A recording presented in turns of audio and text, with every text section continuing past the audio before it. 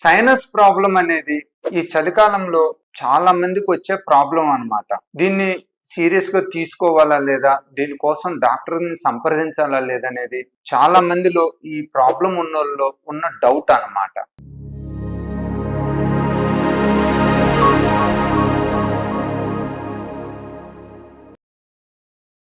ఈ సైనస్ ప్రాబ్లంని తుమ్ములు కావచ్చు, ముక్కులు కారటం కావచ్చు, ముక్కు మూసిపోవటం కావచ్చు, తలనొప్పి రావచ్చు. దీన్ని సీరియస్ గా తీసుకోవాలా లేదా, దీనికోసం డాక్టర్ని సంప్రదించాలా లేదనేది చాలా మందిలో ఈ ప్రాబ్లం ఉన్నోళ్ళలో ఉన్న డౌట్ అన్నమాట.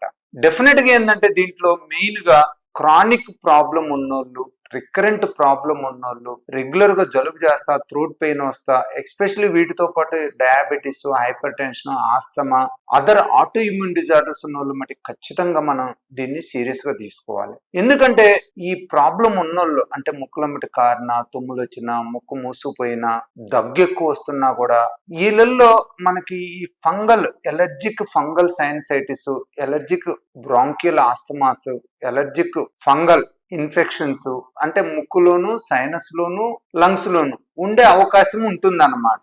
సో ఎవరికైతే ఈ ముక్కు ప్రాబ్లం గానీ, దగ్గు గానీ కొంచెం వేడి నీళ్ళు ఆవిరి పట్టుకొని రెస్ట్ తీసుకొని తగ్గలేదో ఖచ్చితంగా మీరు ఈఎన్టీ డాక్టర్ గారిని సంప్రదించండి. ఇవాళ ఈ ఫంగల్ ఇన్ఫెక్షన్స్ మళ్ళీ రోజు రోజు పెరుగుతున్నాయి. ఒకప్పుడు కరోనా టైంలో చూసామన్నమాట, ఈ బ్లాక్ ఫంగస్ చాలా ఎక్కువగా రావటం. కానీ ఇప్పుడు మళ్ళీ చాలా మందిలో కూడా ఈ ఫంగల్ ఇన్ఫెక్షన్, సైనస్ ప్రాబ్లం ఉన్న వాళ్ళకి సైనస్ సర్జరీ చేసిన తర్వాత ఈ ఎలర్జిక్ ఆస్పర్జిల్లస్ అని, ఇన్వాజివ్ ఆస్పర్జిల్లస్ అని, మ్యూకార్మైకోస్ అని చాలా మందిలోనూ పాజిటివ్ వస్తున్నాయి. వాళ్ళందరికి కూడా ఎర్లీ స్టేజ్ లో మనం ట్రీట్మెంట్ ఇచ్చినట్లయితే పూర్తిగా నయమయ్యే అవకాశం ఉంటుంది. అలా కాకుండా ఈ షుగర్ పేషెంట్ లో గానీ, ఆటో ఇమ్యూన్ డిజార్డర్ పేషెంట్ లో గానీ వాళ్ళు ఏమాత్రం నెగ్లెక్ట్ చేసినా ఎప్పుడైనా ఇది సడన్ గా ఇంక్రీజ్ అయిపోయి కంట్లోకి, బ్రెయిన్ లో పోయే అవకాశం ఉంటుంది. ఈ మధ్యలో కొంతమంది పేషెంట్లు కంటి ప్రాబ్లం తో కంట్లో పోయిన తర్వాత వస్తున్నారు. వాళ్ళకి బయాప్సీ తీసినట్లయితే వాళ్ళలో ఫంగల్ ఇన్ఫెక్షన్ వస్తుంది అన్నమాట. సో మీకు ఏ మాత్రం కూడా సపోజ్ తుమ్ముతున్నారు, వైట్ సెక్రేషన్స్ వస్తున్నాయి, అది పొద్దున కొంచెం సేపు ఉంటుంది. అలాంటి వాళ్ళు మటుకి స్టీమ్ ఇనలేషన్ తీసుకుంటా, ప్రాణాయామం తీసుకుంటా,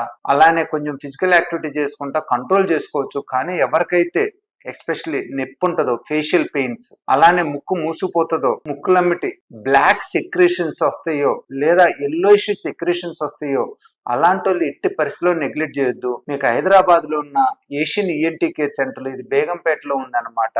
మీకు పొద్దుటాన్ని సందాక ఈఎన్టీ, సీనియర్ ఈఎన్టీ డాక్టర్స్ అందుబాటులో ఉంటారు. మీరు వచ్చి ఇక్కడ చెక్ చేయించుకొని అవసరమైతే ఎండోస్కోపీ, సిటీ స్కాన్ విధానం ద్వారా పూర్తి వ్యాధి ఏంటో తెలుసుకొని దాన్ని బట్టి మనం ట్రీట్మెంట్ తీసుకున్నట్టయితే అది మందుల ద్వారా కావచ్చు, సర్జరీ ద్వారా కావచ్చు, ఖచ్చితంగా మనం ట్రీట్మెంట్ తీసుకోవాలి. చాలా మందికి అపోహ ఏంటంటే సర్జరీ చేస్తే మళ్ళీ రాదని.